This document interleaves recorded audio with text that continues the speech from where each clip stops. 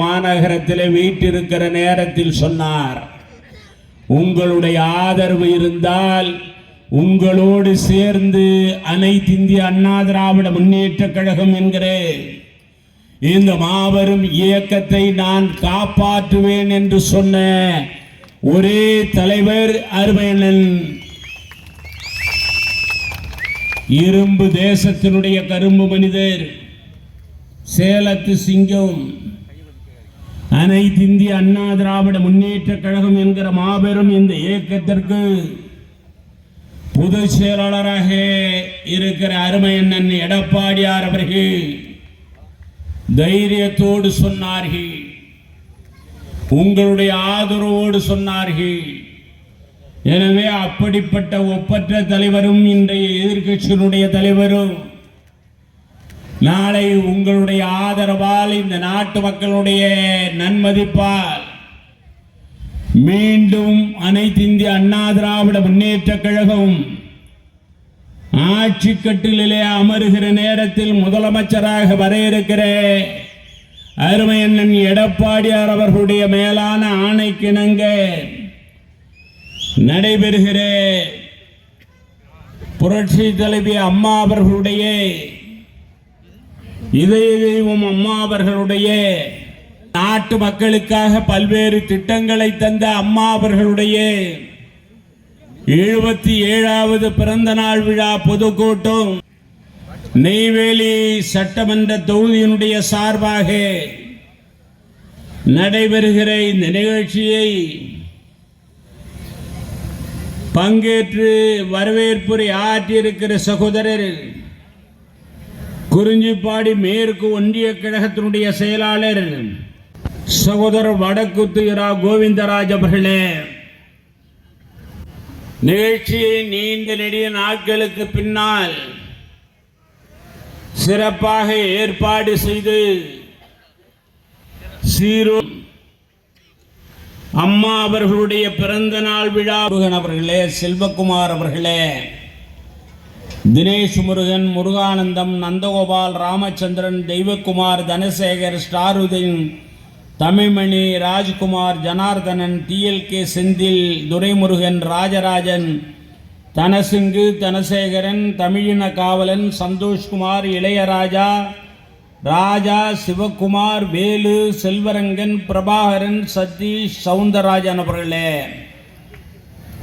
நிகழ்ச்சியிலே பங்கேற்றிருக்கிறேன். சார்பு அணிகளுடைய மாவட்ட செயலாளர்கள் சகோதரர் தங்கப்பன் அவர்களே, சகோதரி ஜான்சி ராணி அவர்களே, வழக்கறிஞர் தங்கரத்னம் அவர்களே, எம்ஆர் திருமலை வாசன் அவர்களே, அப்பு அவர்களே, அன்பு அவர்களே, அருமை நண்பர் லோகநாதன் அவர்களே, கேட்டி ஒப்பாரும் மிக்காரும் இல்லாத தலைவர் புரட்சி தலைவர் பொன்மனச்செம்மல் எம்ஜிஆர் அவர்கள் பேரறிஞர் பெருந்தகை அண்ணாவை இந்திய தேசிய காங்கிரசினுடைய ஆட்சியை அகற்றி அண்ணாவை முதலமைச்சராக்கி அண்ணாவிற்கு நோய்வாய்ப்பட்டதற்கு பின்னாலே அவர் தன்னுடைய வாழ்நாளை முடித்துக் கொண்டதற்கு பின்னால் இந்த நாட்டினுடைய முதலமைச்சராக யார் வர வேண்டும் என்கிற சூழ்நிலையில் இன்றைக்கு இல்லை என்றாலும் கூட அன்றைக்கு உயிரோடு இருந்த ஐயா நாவலர் அவர்கள் இந்த நாட்டினுடைய முதலமைச்சராக வந்திருக்க வேண்டும். இந்த நாட்டை பிடித்த சனியன், நயவஞ்சகன் இல்லை என்றாலும் கூட நான் சொல்வதற்கு நீங்கள் வருத்தப்படக்கூடாது என்று கேட்டேன். கருணாநிதி அன்றைக்கு யாரை பிடித்தால் இந்த நாட்டினுடைய முதலமைச்சராக வரலாம் என்று எண்ணி கொல்லைப்புற வழியாக பொன்மனச்செம்மல் புரட்சி தலைவர் எம்ஜிஆருடைய காலை பிடித்து இந்த நாட்டினுடைய முதலமைச்சராக வந்தார். இந்த நாட்டினுடைய முதலமைச்சராக வந்ததற்கு பின்னாலேதான் புரட்சி தலைவர் எம்ஜிஆருக்கு தெரிந்தது கருணாநிதி என்றால் யார், கருணாநிதி எப்படிப்பட்ட குணத்துக்கு சொந்தக்காரன், கருணாநிதி இந்த நாட்டு மக்களை எப்படியெல்லாம் துன்பப்படுத்துகிறார், விவசாயிகளுக்கு இன்னல்களை தருகிறான், தொழிலாளிகளுக்கு வேதனையை தருகிறான். மொத்தத்தில் நம்பி ஏமாந்து விட்டோமே என்று ஏங்கிய எம்ஜிஆர், வருத்தப்பட்ட எம்ஜிஆர், மனம் கலங்கிய எம்ஜிஆர் 972 அக்டோபர் திங்கள் 17ஆம் நாள் புரட்சி தலைவர் எம்ஜிஆர் இந்த நாட்டு மக்களை காப்பாற்றுவதற்காக மட்டுமே அனைத்து இந்திய அண்ணா திராவிட முன்னேற்ற கழகத்தை கண்டார்கள்.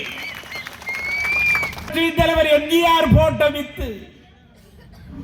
புரட்சி தலைவர் எம்ஜிஆர் சாதாரணமாக இந்த நாட்டினுடைய முதலமைச்சராக வரவில்லை. 25,000 வழக்குகளுக்கு மேலாக சந்தித்து, நெருப்பாற்றிலே நீந்தி, தொண்டர்களை காப்பாற்றி, மிட்டா மிராசுகளை அல்ல, பணவந்தர்களை அல்ல, ஜமீன்தார்களை அல்ல, இளைஞர்களை, விவசாயிகளை, தொழிலாளிகளை இன்னும் ஒருபடி மேலே போய் விசிலடிக்கிற கூட்டத்தை வைத்துத்தான் புரட்சி தலைவர் எம்ஜிஆர் இந்த இயக்கத்தை உருவாக்கினார்கள். அப்படிப்பட்ட எம்ஜிஆர் ஆட்சி கட்டிலே புரட்சி தலைவர் எம்ஜிஆர் 77 வருகிறார். 11 ஆண்டு காலம் கருணாநிதி என்கிற நச்சுப்பாம்பு கோட்டை பக்கமே வரவிடாமல் விரட்டி அடித்த பெருமை தாய்மார்களுக்கு சாரும். எந்த முதலமைச்சர், எந்த தலைவருக்கும் இல்லாத ஒரு செல்வாக்கு புரட்சி தலைவர் எம்ஜிஆர் 84 நோய்வாய்ப்பட்டு அமெரிக்காவிலே இருக்கிற 20,000 மைல்களுக்கு அப்பாலே புரூக்ளின் மருத்துவமனையில் இருக்கிறார். நயவஞ்சகன் கருணாநிதி சொல்கிறார், 30 ஆண்டு கால என்னுடைய இனிய நண்பர் எம்ஜிஆர். யாரு? கருணாநிதி சொல்கிறார், என்னடா இந்த நச்சு பாம்பினுடைய வாயிலிருந்து விஷத்தை கக்குகிறானே என்று பார்த்தால் உடனே சொல்கிறார், அமெரிக்காவில் எம்ஜிஆர் ஐஸ் பெட்டியிலே இருக்கிறார். ஐஸ் பெட்டியில் இருக்கிற எம்ஜிஆர் எப்படி ஆண்டிப்பட்டியிலே நிற்பார்? கேட்டவன் துரோகி கருணாநிதி. நாட்டு மக்கள் நம்பினார்கள், வாக்களித்தார்கள். படுக்கையோடு ஸ்ட்ரெச்சரில் போன புரட்சி தலைவர் எம்ஜிஆர் அன்றைக்கு மீண்டும் பரங்கி மலையில எப்படி டக் டக் டக் டக் என்று வந்தாரோ அதே போல பரங்கிமலை மைதானத்திலே வந்து இறங்கிய ஒரே தலைவர் புரட்சி தலைவர் எம்ஜிஆர். இந்திய தேசிய காங்கிரஸ் நம்மிடத்திலே இல்லை என்றாலும் கூட மறைந்த தேசிய தலைவி இந்திரா காந்திக்கு நாங்கள் நன்றி சொல்ல கடமைப்பட்டிருக்கிறோம். புரட்சி தலைவர் எம்ஜிஆரை அமெரிக்காவிற்கு அனுப்பினார். என்ன உதவி வேண்டுமானாலும் செய்கிறேன் என்று சொன்னார். ஆனால் எங்கள் இந்த நாட்டில் மக்கள் சக்தியாக இருக்கிற புரட்சி தலைவர் எம்ஜிஆர் இந்த நாட்டிற்கு, இந்த மாநிலத்திற்கு மீண்டும் உயிரோடு வர வேண்டும். அதற்கு இந்திய தேசிய காங்கிரசும் இந்திரா காந்தி ஆகிய நானும் உதவி செய்வோம் சொன்னார். அதே போல வந்தார் ஒரு முதலமைச்சர் 20,000 மைல்களுக்கு அப்பாலே இருக்கிறார். இந்த நாட்டினுடைய முதலமைச்சராக தேர்தலிலே 984 மீண்டும் இந்த தாய்மார்கள் தான், இளைஞர்கள் தான் தேர்ந்தெடுத்தார்கள். அதுதான உண்மை. புரட்சி தலைவர் எம்ஜிஆர் 87 இறந்து போறார். எங்க கடலோரம் துயில் கொள்கிறார். அப்பொழுதும் இதே போலத்தான் இந்த இயக்கத்தை யார் காப்பாற்ற போகிறார்கள்?